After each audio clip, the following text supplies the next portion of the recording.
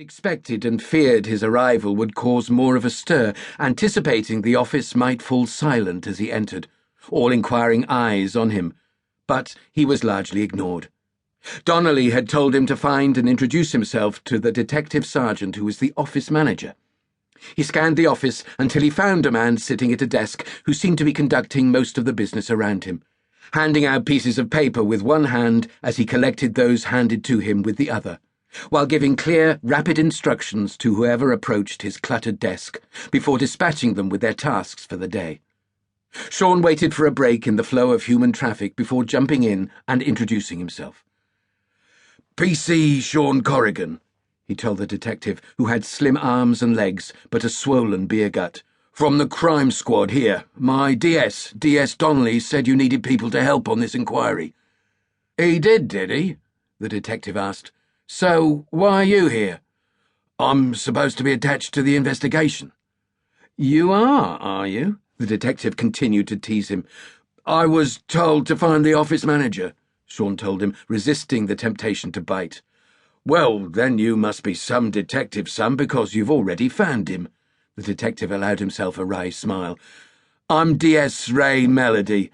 You come to me first thing in the morning, and I'll give you your actions for the day, and then you come to me last thing before you go home, if you ever get to go home, and hand me your completed actions. Simple. Understand? Sean swallowed his embarrassment. I'm sorry, what are actions? Christ, Melody cursed. What have they sent me? Actions, son, are exactly that. Listen. An investigation of this size creates thousands of leads, tens of thousands of pieces of information, hundreds of people who need to be found and spoken to. Understand? Yes, Sarge, Sean answered, trying to keep up. Bloody hell, you are just out of uniform, aren't you? Melody laughed.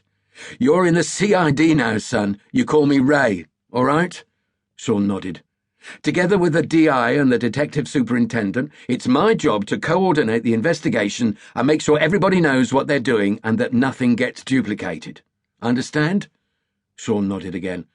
I do that by using these, he said, waving a green piece of paper in front of Sean.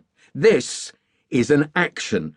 I write on here what the action is, meaning what the job is. I give it to you and you tootle off and do whatever job the action tells you to do. And when it's done, you give it back to me and I take a look at it. Now, this is the important bit.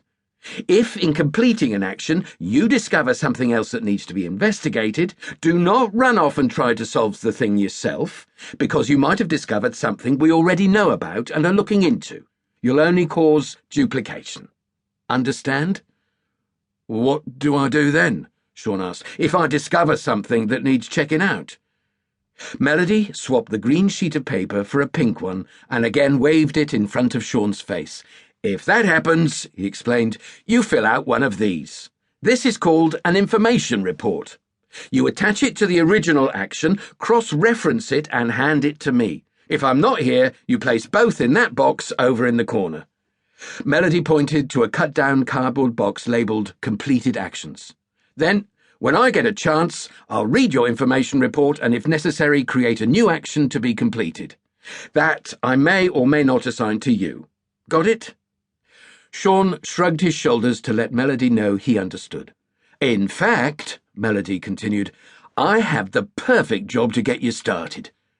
A mischievous smile spread across his face as he searched for the action he needed on his cluttered desk. Here it is, he declared, handing Sean the piece of green paper. There you go, son. I think this will be right up your street. An hour later, and Sean was alone in Chinbrook Meadows, Hither Green, close to the scene of the latest attack attributed to the, as yet, unidentified serial offender dubbed the Parkside Rapist by the media. The attack had happened over 4 days ago now, and the park was quiet. The police and forensic circus long since packed up and moved on.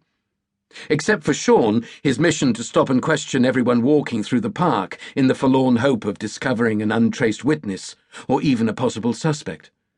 He knew the chances of either were slim. Most likely Melody had given him the action to keep him out of the way while the real detectives got on with the job in hand. He exhaled deeply, tucking his newly acquired clipboard under his armpit and rubbing his hand